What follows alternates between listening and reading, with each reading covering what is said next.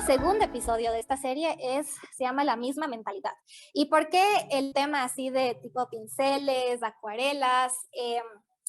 Porque la anterior semana justamente el Marquito utilizó una frase y me encantó esa frase, y es que Jesús, cuando estuvo aquí en la tierra y hasta ahora, hace una obra de arte en cada persona con la que él interactúa, ¿ya? O sea, así como pinceladas hermosas de misericordia, de gracia, de amor, o sea, él es así. Entonces, persona que se topa con Jesús, persona que Jesús hace una obra de arte, sea quien sea. Y nosotros, como hijos de Dios, como hermanos menores de Jesús, como las personas que Jesús rescató, buscamos hacer lo mismo. Y ahora vamos a ver un poco cuál es el pensamiento que tiene Jesús, cuál es la lógica que Jesús sigue, cuál es su mentalidad. Entonces, la misma mentalidad, y vamos a ver qué pinceladas dio en este caso. Vamos a hablar sobre Mateo, el discípulo de Jesús, y vamos a ver un poco de el llamado de Mateo, cómo fue ese primer encuentro que Mateo tuvo con Jesús, y vamos a ir sacando lo que el Señor y el Espíritu Santo quiere decirnos en este pasaje. Si pueden, búsquenlo en NTV, es una versión que me encantó, porque vi todas las versiones del mundo de la Biblia que te ofrece ahí cada una, y esta me habló personalmente a mí, ¿ya? Entonces, si no tienen su Biblia, pueden leerlo ahí. Entonces, mientras yo leía, y buscaba así, decía, Espíritu Santo, dame lo que quieres que les dé a los chicos el día de hoy. Yo fui subrayando ciertas cosas que son importantes y que van a ser la base de nuestro mensaje. Entonces, versículo 9. La primera cosa que nosotros vemos en el versículo 9 es que estaba Jesús ahí, ¿no es cierto? Y mira, dice, vio a un hombre llamado Mateo sentado en su cabina de cobrador de impuestos. Contexto, en ese tiempo ser cobrador de impuestos era lo peor que tú le podías hacer a los judíos, a las personas que estaban bajo el imperio romano, ¿okay? Era de lo peor, o sea, en realidad los cobradores de impuestos eran enemigos, eran pecadores, eran ladrones, eran estafadores, y Mateo era uno de estas personas, ¿ok? Incluso hay una serie buenísima que se llama The Chosen, y si no la han visto, mírenla. Ahí se ve cómo todo el mundo despreciaba a Mateo. O sea, era lo peor, de verdad, así como red flags así por todas partes. Él era Mateo, ¿ok? Y Jesús dice, estaba caminando y lo vio, ¿ya? Lo vio. Y le dice, o sea, no solo lo mira y le mira feo así como, y se va, ¿no? Como le hacían siempre. Dice, lo vio y luego le dice, sígame y sea mi discípulo. O sea, a Jesús no le bastó verle, y seguramente fue una mirada hermosa que ya hizo una pincelada en Mateo, una obra de arte, porque todo el mundo a lo mejor le miraba feo, pero Jesús a lo mejor le miró con misericordia, con amor, con alegría. Y como no le bastó mirarle, le dice, siga. Y además le dice, sé mi discípulo.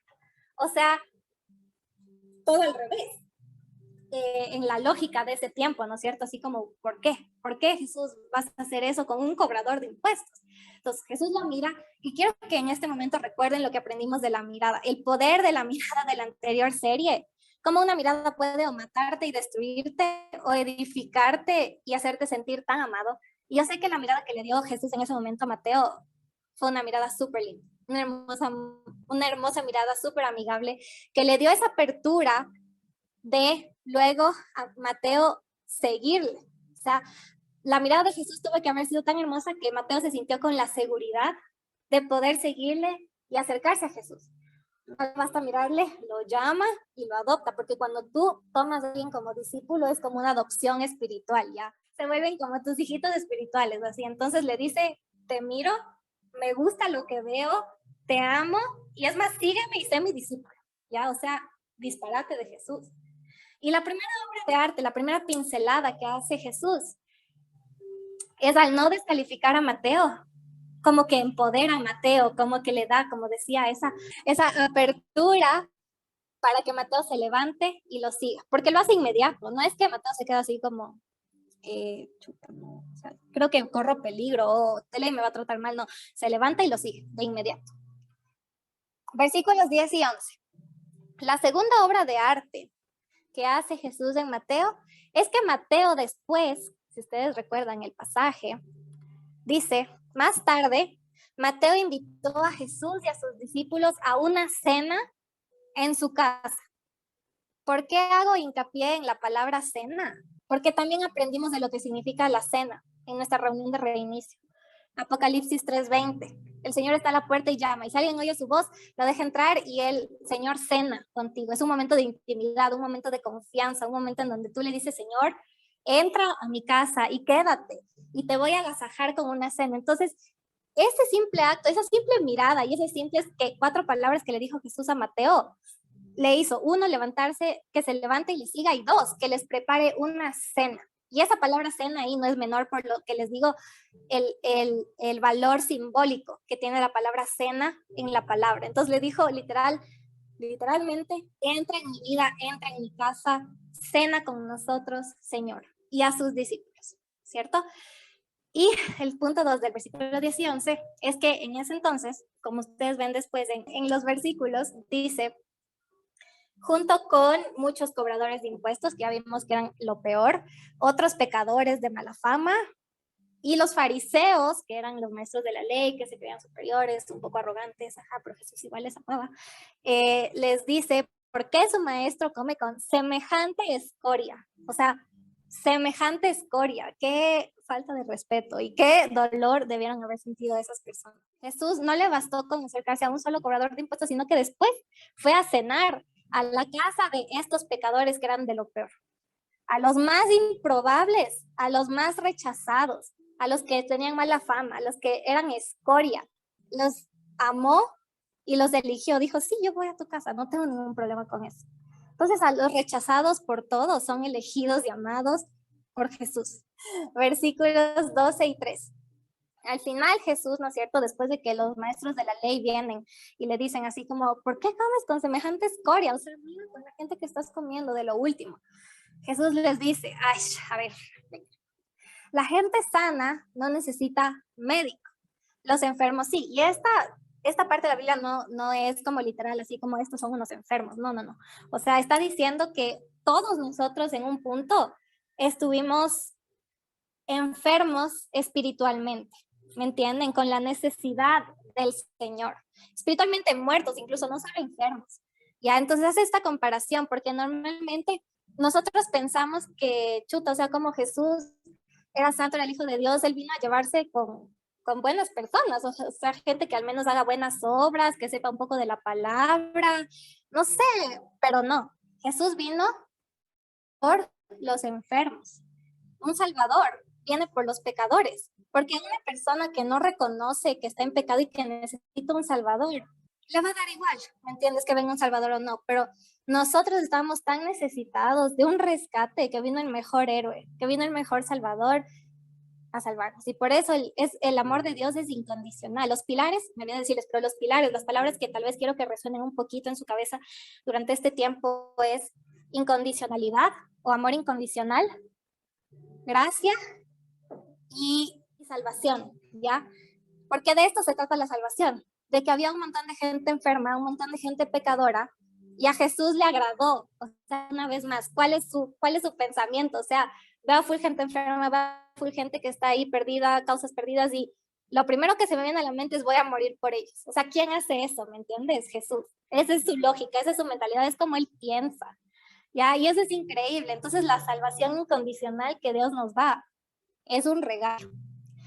Todos necesitamos salvación y Jesús nos da a pesar de todo, ¿ya? Porque seguramente cada uno de nosotros, primerita yo, antes de conocer al Señor, teníamos tal vez muchas fallas, muchos pecados, espiritualmente muertos, tal vez estábamos muy lastimados, si tal vez nos comparamos con yo qué sé, un trapo, estábamos así full sucios y como que botados en el fango. Y Jesús dijo, él o ella va a ser mi elegida, mi amada, yo lo voy a adoptar, él va a ser mi hijo. Ya hablando de la salvación, puse pre-cruz, cruz, post-cruz. ¿Por qué? Nosotros muchas veces nos enfocamos solamente en la cruz, literalmente como madero, o sea, lo que el Señor hizo ahí, y eso tiene mucho valor. Pero el Señor estuvo esparciendo y siendo salvación desde que Él empezó su ministerio. O sea, y Dios existió desde siempre también. Entonces, la precruz también es súper valiosa y es todo lo que el Señor hizo por nosotros desde antes de que le clavaran en esa cruz por ti y por mí. La cruz, obviamente, el acto del sacrificio, todo lo que tuvo que sufrir, ya hemos hablado de eso, pero siempre es bueno volver a esa base y recordarlo. O sea, todo lo que el Señor sufrió por mí y Él lo hizo no porque nadie lo obligó, no porque había un beneficio para Él, sino porque Él quiso. O sea, en realidad, quiso. Juan 3:16. Porque de tal manera, tan intensamente amó Dios al mundo, que dio a su único hijo, para que todo aquel que en él cree no se pierda, mas tenga vida eterna. Y ese versículo tiene, si ustedes se dan cuenta, pasado, presente, futuro. Por eso es pre-cruz, cruz, post-cruz. En la cruz fue la salvación, pero la post-cruz, cuando Jesús se bajó del madero, o sea, lo bajaron, ¿no es cierto? Y al tercer día resucitó. Esa es la post-cruz. Y seguimos ahorita viviendo los efectos, no los efectos, seguimos viviendo la salvación. Todos los días vivimos la salvación. Todos los días vivimos la vida eterna. Solo porque Jesús, con su mente loca, dijo, wow, o sea, esto es lo que yo quiero hacer. O sea, cualquier otro, o sea, si incluso nos preguntan a nosotros, ¿darías la vida por alguien que no se merece? A mí me gustaría decir que sí, o sea, de verdad, solo porque Jesús es mi ejemplo, yo diría sí, amén. Pero tal vez el reto no, ¿me entiendes? Pero Jesús sí, o sea, es que es impresionante. La mentalidad de Jesús. Durante todos estos ejemplos hemos podido ver, ¿no es cierto? ¿Cuál es la lógica que tiene Jesús? ¿Cómo piensa él? Primero, Jesús quiere utilizar y amar, elegir a los improbables, a los que todo el mundo desecha. Jesús dice, sí, yeah. Y todos nosotros hemos sido los improbables. Yo personalmente me he sentido como un o sea, chiqui testimonio, paréntesis, si quieren saber más me escriben, pero yo pararme al frente de ni una persona, o sea, yo era así, temblaba y ya me desmayaba, yo era la persona más tímida del mundo entero. Está hablando ahorita, solo porque Dios me eligió y me preparó, y guárdense esta frase en su corazón. Dios no elige a los preparados, prepara a los elegidos. Y Mateo fue un improviso y fue discípulo de Jesús. Y luego, ¿qué hizo? O sea, hay un libro que se llama Mateo, es el Evangelio de Mateo, y hasta ahorita lo estamos leyendo, 2000 y pico años más después. Solo porque Jesús lo miró, lo llamó, lo eligió, lo amó, aunque el resto del mundo dijera, escoria. Ahora, a Jesús no le importa tomar la iniciativa, eso es algo que ya hemos visto y redunda porque es así. Jesús fue quien lo miró y se acercó y le habló. O sea, Mateo a lo mejor, si es que Jesús no hacía eso, seguía cobrando sus impuestos tranquilamente, ¿me cachas? Pero Jesús fue intencional. Jesús fue intencional y Jesús va a la acción, siempre. O sea, Él nos amó primero. O sea, Él ya tomó la iniciativa hace tanto tiempo y sigue tomándola todo el tiempo. Pero nosotros tenemos que corresponder también. Y no es una condición porque aún así Jesús ya murió por ti. O sea, si tú no le correspondas y nunca le conozcas, Él igual ya murió por ti, Él ya tomó la iniciativa.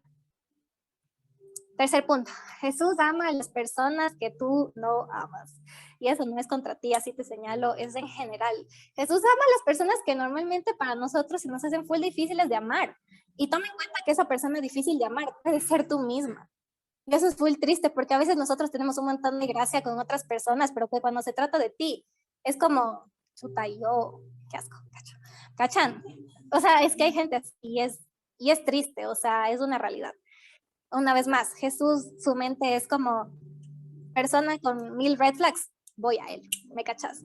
O sea, es como, es inmediato, tiene tanta gracia, tanto amor, así, tanta incondicionalidad. La palabra dice que al que viene a Jesús, él no lo echa fuera.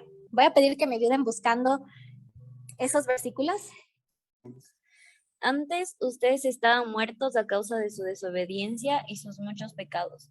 Vivían en pecado, igual que el resto de la gente, obedeciendo al diablo, el líder de los poderes del mundo invisible, quien es el espíritu que actúa en el corazón de los que se niegan a obedecer a Dios. Todos vivíamos así en el pasado, siguiendo los deseos de nuestras pasiones y la inclinación de nuestra naturaleza pecaminosa. Por nuestra propia naturaleza éramos objeto del enojo de Dios, igual que todos los demás. Pero Dios es tan rico en misericordia y nos amó tanto que a pesar de que estábamos muertos por causa de nuestros pecados, nos dio vida cuando levantó a Cristo de los muertos. Es solo por la gracia de Dios que ustedes han sido salvados, pues nos levantó de los muertos junto con Cristo y nos sentó con Él en los lugares celestiales. porque estamos unidos a Cristo Jesús. De modo que en los, de modo que en los tiempos futuros Dios puede ponernos como ejemplos de la increíble riqueza de la gracia y la bondad que nos tuvo, como se ve en todo lo que ha hecho por nosotros, que estamos unidos a Cristo Jesús. Dios nos salvó por su gracia cuando creyeron. Ustedes no tienen ningún mérito en eso, es un regalo de Dios. La salvación no es un premio por las cosas buenas que hayamos hecho, así que ninguno de nosotros puede jactarse de ser salvo, pues somos la obra maestra de Dios. Él nos creó de nuevo en Cristo Jesús, a fin de que hagamos las cosas buenas que preparó para nosotros tiempo atrás. Pues mirad, hermanos, vuestra vocación, que no sois muchos sabios según la carne, ni muchos poderosos, ni muchos nobles, sino que lo necio del mundo escogió Dios para avergonzar a los sabios, y lo débil del mundo escogió Dios para avergonzar al fuerte. Y lo vil del mundo y lo menospreciado escogió Dios, y lo que no es, para deshacer lo que es, a fin de que nadie se jacte en su presencia. Mas por él estáis vosotros en Cristo Jesús, el cual nos ha sido hecho por Dios sabiduría y justificación, santificación y redención, para que, como está escrito, el que se gloría, gloríese en el Señor. Al que no conoció pecado por nosotros, lo hizo pecado para que nosotros fuésemos hechos justicia de Dios en él. ¿Se dan cuenta? O sea, todos esos versículos, Efesios 2, de es salvos por gracia, solo por gracia. Y él describe la palabra, cómo estábamos antes sin el Señor, y que por el amor de Dios, a él le agradó salvarnos, así en nuestro estado deplorable, le agradó, o sea, fue como, yeah, yo voy a hacer eso por ellos. 1 Corintios 1, del 26 al 31, a mí me fascina, porque, o sea, dice, sino que lo necio del mundo escogió Dios para avergonzar a los sabios, y lo débil del mundo escogió Dios para avergonzar a lo fuerte, y lo vil del mundo y lo menospreciado, y escoria, ¿no es cierto? Nosotros somos los elegidos del Señor. Antes a lo mejor éramos eso, porque todos estamos perdidos sin el Señor. Si tú crees que sigues siendo eso, pues ya no lo eres, porque eres justificado por el Señor, y créelo. Y eso dice 2 Corintios 5:21. Que el que no tuvo pecado, la lógica fue, estoy limpio, me voy a ensuciar. Y nos justificó con su sangre. Y todas estas cosas yo pensaba, y mientras hacía, decía como, Señor, háblame, o sea, conversemos. Y yo le decía, Dios, todo esto me suena a mí conocido, porque es la historia de mi vida. O sea, es lo que yo he vivido contigo, el antes, Dios, el cuando recién te conocí, hasta ahora, y tú sigues siendo bueno. Y desde el principio tú me miraste y me escogiste y me adoptaste y me llamaste, y ahora me estás preparando para quién sabe qué, porque para cada uno de los planes de Dios son más de lo que nosotros podemos imaginar. Ya acabo con esto. ¿Qué pinceladas dio Jesús? Pinceladas de gracia, pinceladas de incondicionalidad, pinceladas de salvación. ¿Ya? Y él hizo eso en ese entonces, hace eso con nosotros, e hizo eso con nosotros y hará eso con nosotros por siempre. Todos los días yo veo esas pinceladas del Señor en mi vida. Y seguirá haciéndolo para nuestros hijos y todas las generaciones que sigan viniendo, porque Dios es un Dios eterno, que no cambia, pasado, presente, futuro, siempre. Su salvación, su gracia, su amor incondicional está siempre.